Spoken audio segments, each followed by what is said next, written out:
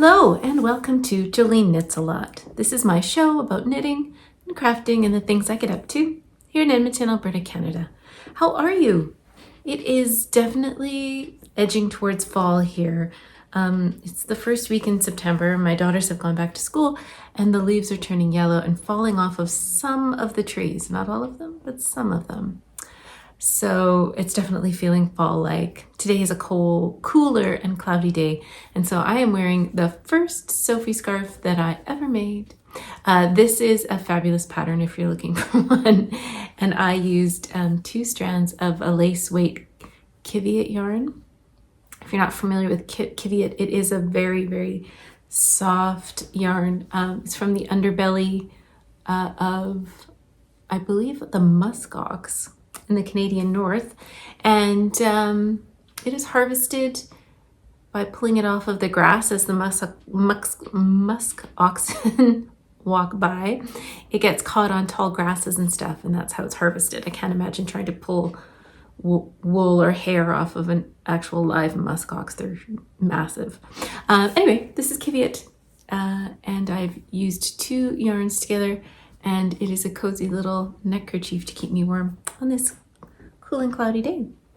What have you been up to lately? I have been doing a lot of the same thing, and that same thing is socks. There's a lot of socks off my needles this week, and I have been working on a couple little projects. I haven't really delved into anything super big. I am working on a sweater, but it's sort of a holding place while I wait for my next big inspiration. Are you working on something you're super excited about, or are you like me, waiting for the next exciting sweater pattern to come along? There's a squirrel jumping around on the tree in front of my house, and it's quite comical. I'm sorry, I'm distracted. Why don't I show you some of the things I've been working on? I have a few things to share with you today. The things I've completed, some things I'm currently working on, and then this weekend, September 9th, in fact, is the Craft for Yeg big roundup where crafters from around Edmonton gather to bring together all of the many things that they've donated.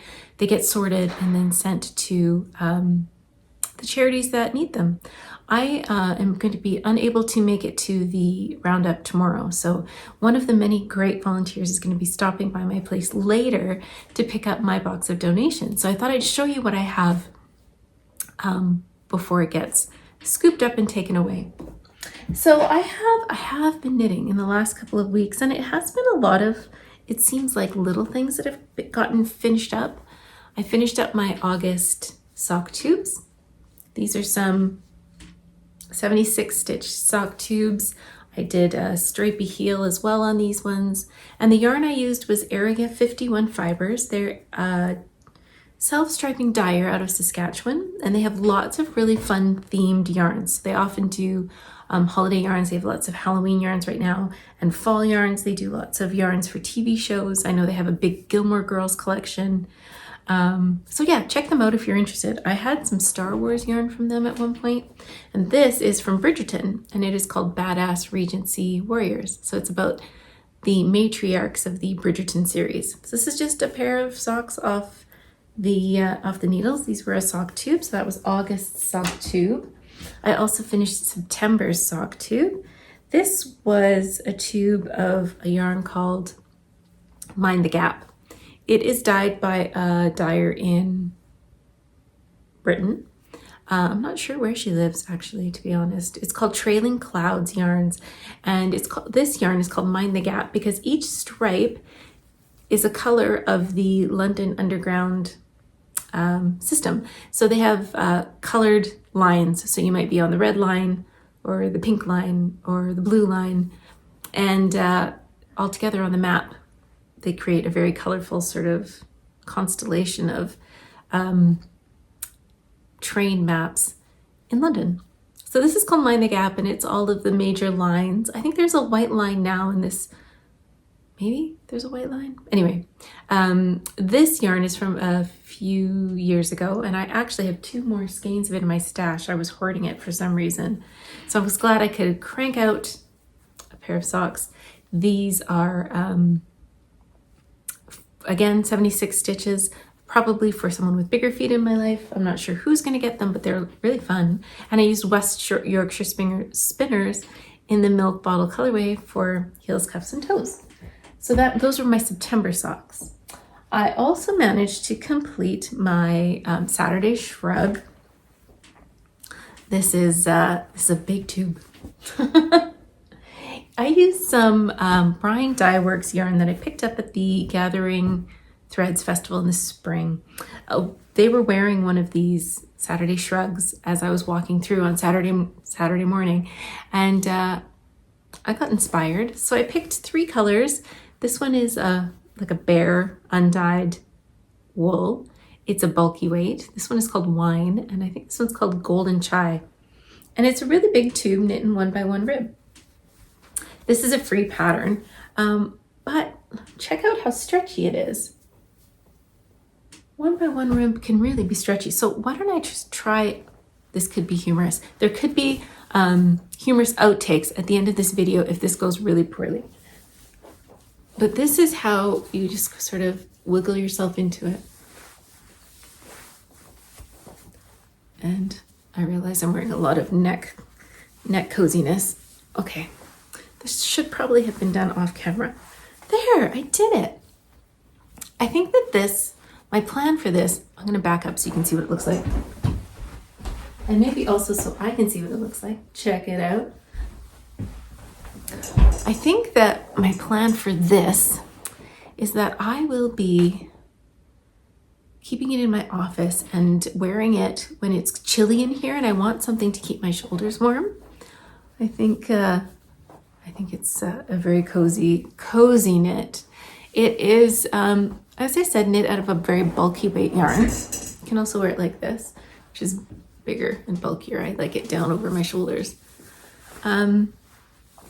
It does have some tooth to it. It's relatively unspun yarn. So it's sort of like 3 unspun singles that are then spun together. So it's got a very lofty and sort of airy feel to it. And I think that'll keep me very warm. Ta-da! So that's my Saturday shrug. Again, I think it's going to be something I keep in my office and wiggle into when I'm feeling chilly. I would absolutely recommend this. I used 3 colors and I had enough left over to make a hat, which I'm going to be showing you a little later. So Saturday shrug, free pattern on the internet if you're interested. I'm going to be teaching a colorwork knitting class at Fibernook tomorrow, actually, September 9th. And I have a lot of experience knitting colorwork, but I haven't done it in a while. So I thought I'd pick up a pair of mittens to get my sort of flex my colorwork knitting muscles and remind myself of the things I need to explain or teach or talk about when I'm teaching colorwork knitting. So I picked up some yarn that I had lying around. This is Realm of Finnelgarn. I picked it up a while ago at a local yarn store called Yarn Divas. And I had 2 colors and I was going to make some mittens. I chose the Effie Mittens pattern by Skein-Deer Knit, and I have completed the first mitten. It actually looks quite good on camera. But some of my stitches weren't quite, maybe if we zoom in, you can see some of my burgundy stitches are a little bit big. So I was working on it, practicing my technique, and I finished the first mitten. This is a lovely pattern if you're interested in getting into colorwork knitting. And I'm always shocked at how quickly a colorwork mitten can work up. I knit this in a few days. I was really concentrating on what I was doing though, because I, again, was trying to get my technique sorted. But this is the outside, I guess. You start with a couple of Latvian braids, which are a little, I'm going to be honest with you, I found them to be a little bit of a pain to knit, but I really like how they look. I think they look quite nice. And then you knit sort of a plain motif. And then this little sort of pattern is carried on the inside of the hand and the inside of the thumb. And actually, if you look, it's not too bad of a pickup. Realm of Finnelgarn is sport weight Norwegian yarn. It is fairly rustic. I mean, it's not I wouldn't say that it's itchy or scratchy for me, but I think I have a fairly high tolerance for itchy scratchiness. But it's great for working color work because it does have that like stickiness because of the toothy quality of the yarn. It's not processed. So it really does stick quite nicely to each other. So this is the mitten. It is a little bit long on me, but that's okay. The way that Skein writes her patterns is that she doesn't really give you the needle size to use for you. She adjusts the size of the pattern or of the finished object by adjusting needle size. So if you want a larger size, you should knit with a larger needle, which I think is a fairly common practice in Scandinavian knitting. I could have probably gone down a needle size, but I do find that for me, like this, the wrist section fits quite nicely. Like I don't know that I want that to be more snug. And overall, I think it's quite good. It's just my hands aren't very big, and that's okay. So right now I am currently working on the second, oh no, I've dropped some stitches. I'm working on the second mitten. I wanted to get it to a point where I could, I'm sorry, I'm just going to pick up these stitches really quick. I wanted to get it to a point where I could work on it during class and demonstrate some techniques. There we go. I like to work with DPNs. I don't know what that says about me. Everybody has their own preferences, and this is mine. So this is the second mitten that I've been working on. I feel like my stitches are getting a little bit more even. So that's really good. And I've just put some thumb stitches on hold. So now I can just work straight and it'll be easy to progress through the pattern as I demonstrate certain techniques. So those are the Effie mitts. Again, I'll just show you the ball band of the yarn I'm using. Oh my goodness. This is Ralma. It's phenol yarn, so it is a sport weight yarn. It's relatively rustic, but look at the beautiful depth of color in that burgundy color. I'm quite happy with the colors I'm using. I think they're going to be some lovely mittens. I just have another half a mitten or so to work up. So I put my mittens aside because I wanted them to be sort of at a certain place so I could demonstrate things in my colorwork knitting class that I'm going to be teaching. And then I needed another small project to work on. So I picked up some sock yarns that I had wound a while ago and I made a sock. The sock looks ridiculous because it's ribbed and that's what it looks like. When you stretch it out, it looks way better. In fact, hold on a second. I'm going to go get a sock blocker. Now you can see what this sock actually looks like. And it's amazing how much ribbing can stretch. So this is the same sock. This is the DRK Everyday Sock pattern. If I pull it in close, I think you can see that it is done with a lot of 2x2 ribbing. I use some really obnoxiously bright yellow yarn for the toe and the heel. I'm not sure it actually goes with the striping yarn, but I don't really care. I think they're really fun. This is some leftovers from my Stephen West sock along. It is yarn dyed by Leo and Roxy, which is a dyer out of Ontario, and it's called Password. Very, very bright color. And then the striping yarn I used was a striping yarn I picked up at Gathering Threads Festival, and it is done by Comfy Cozy. It's called Artistic. Sorry, I still have a progress keeper in there, or a little stitch marker. I'll take that out. This is a really interesting pattern, and it's sort of different from the way I usually knit socks. When I learned to knit socks, I taught myself quite early on in my knitting journey because I didn't know that socks were supposed to be hard, so I just started. And I used DPNs and I knit from the top down, usually with the heel flap and gusset. And for years, that's how I knit socks. I have tried other techniques, and sometimes I like to just branch out and do a different method. So this method is a toe-up sock. This is Andrea Mowry's DRK Everyday Socks. And I do like to knit them from time to time because it stretches a few muscles for me. They are knit toe up using a Turkish cast on, which is fun. I don't use that very often. And when I knit these socks, I use magic loop method, which is not a technique I use often, but I think it's good to have that in my wheelhouse. So I like to practice it from time to time, and these socks are a great way to do that. The gusset on these socks are a number of increases done in that ribbing pattern. And then you knit a fleagle heel, which looks like this. It's very similar to how you would turn a heel in heel flap and gusset. So if you think of a heel flap and gusset this way, here's the gusset. If you can imagine that, these are the gusset stitches, and then this is like the short rows that you work to sort of create the bottom of the heel. Except for in the fleagle heel and in this pattern, that section sits at the back of your heel.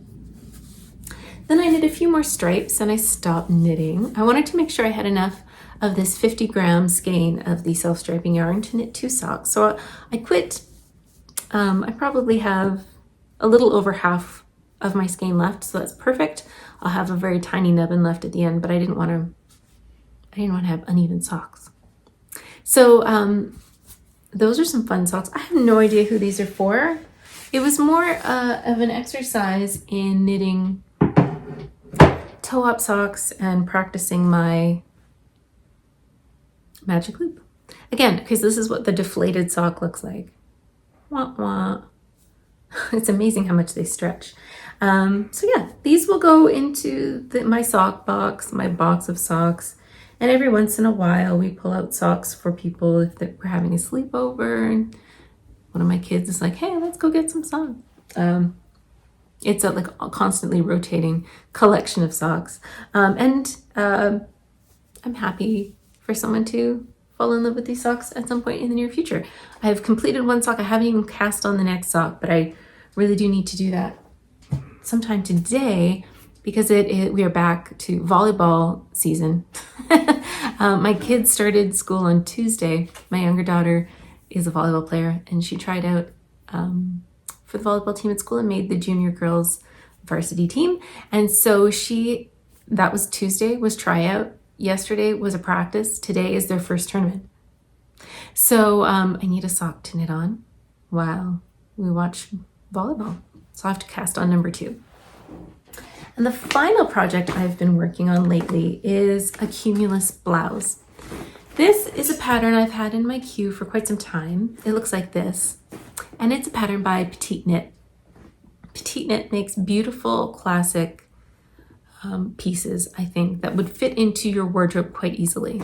The original cumulus blouse is knit in some mohair silk blend held double, but I am not a big fan of mohair silk. And I know I said that scratchy things don't bother me, but for some reason mohair, I don't like the feel of it. I would prefer to use something like a Surrey alpaca silk. I find that softer and loftier.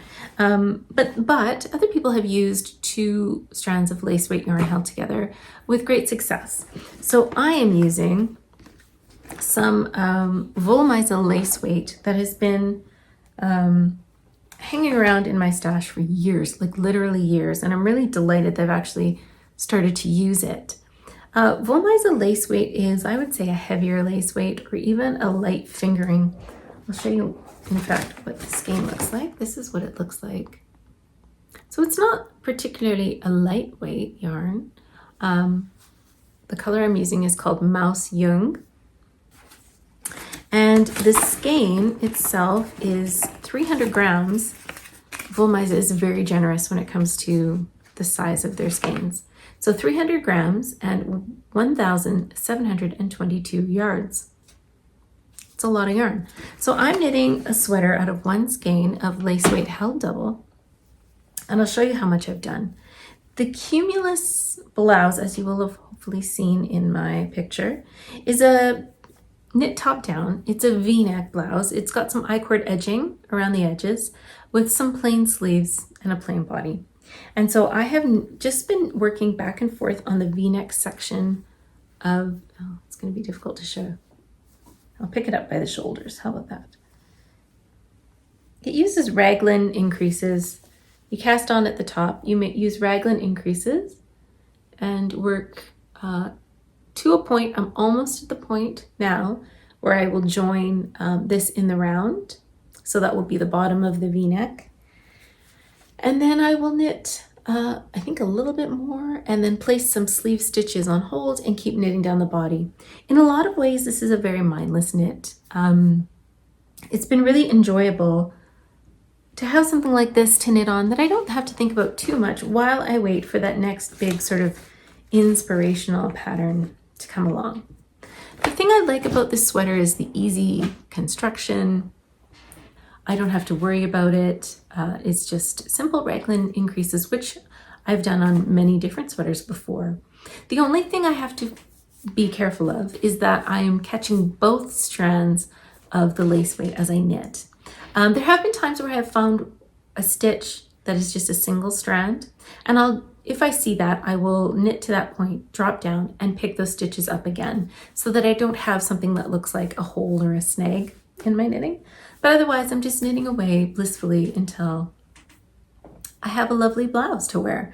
And I think it'll be a nice addition to my wardrobe. I think it's something I could wear easily through the fall and winter, just as sort of a blousey top with jeans or dress pants or whatever. Anyway, cumulus top. And that's all the things I have been working on. But I did want to share with you a big collection of the things that my daughters and I have been making for Ravelry. And it's a big box. I'm going to be honest with you. My elder daughter has made a lot of these things. She spent the summer at the gym and doing physio, working to rehab her knee after having an ACL surgery. And so in her downtime, she discovered a love for crochet. So let me show you some of the things that we have made for Ravelry, and I'll give you a rundown. My daughters have made a bunch of snuffle mats for dogs in care, waiting to find their forever homes.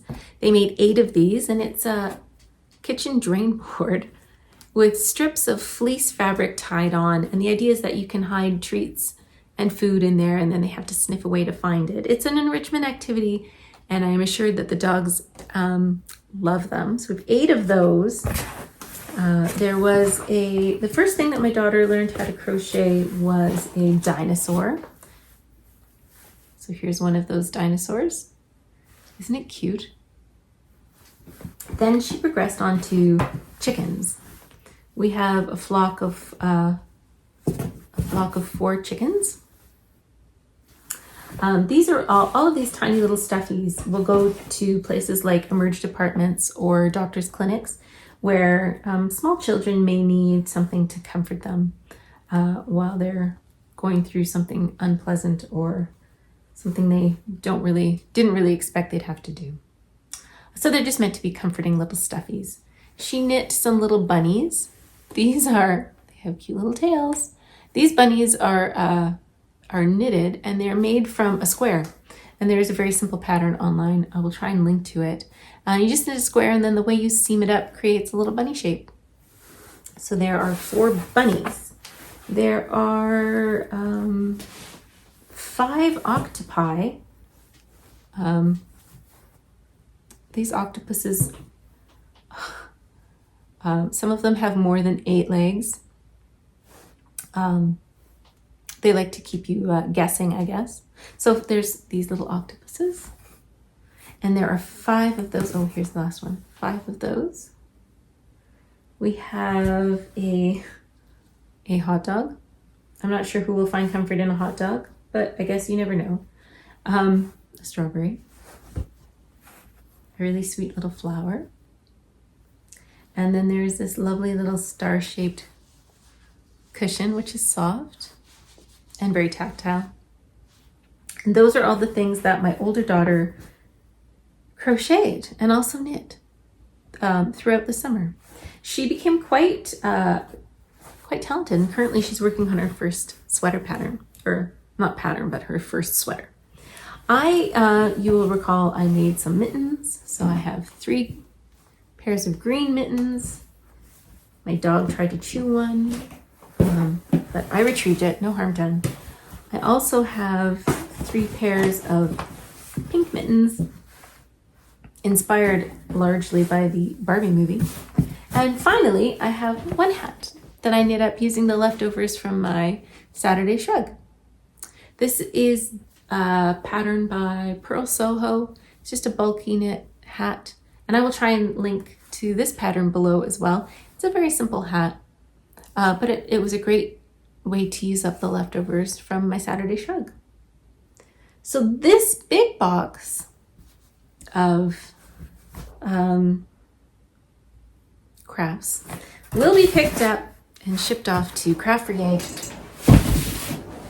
And I hope that some people find enjoyment and comfort in some of the things that we've made. We do have some plans for the next pickup, which will probably be in December. And so the crafting will continue, particularly for donations for Ravelry. I don't know if you can see, but I did keep an octopus for myself because it was just too cute. So I was a little selfish. But there are a lot of things in the box, and we will make more things for the next time. And that is all the things I have been working on in the last couple of weeks. I do have some things to look forward to in the next couple of weeks. As I said, I'm going to be teaching some stranded colorwork knitting tomorrow. So I really look forward to getting into that again.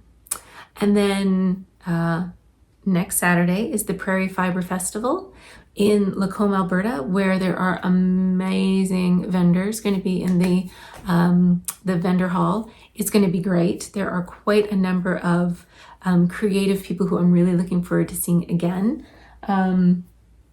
with beautiful, beautiful things. I am on the hunt. I have made a list because I'm trying to be particular in the things that I buy. I'm interested in getting some more DPN cozies. There's probably a mug in my near future, but I'll let you know what I come home with, and I'll try and take some footage of all the things happening at the Prairie Fiber Festival. I am volunteering there, so I will hopefully see some of you. I'm going to be, I think, at one of the doors to the vendor hall in the morning. So if you're coming and you're there before 1, just wander around. I'll be at one of the doors, making sure everybody has their button on. That is September the 16th. And then on the 20th, I head off to visit my friend in Vancouver. We have a little road trip planned, and I'll try and take some footage of that too, because naturally we are going to be visiting some yarn stores. So September is going to be a very, very crafty month, and I'm looking forward to all of the adventures I'm going to be getting into. And I don't know about you, but I have signed up for Stephen West's shawl along. It's called the Geo Gradient, and it looks like it's going to be lots of fun. Stephen West was really inspired by 1970s sort of graphic prints, and a lot of the colorway gradients that he has chosen are sort of very 70s influenced.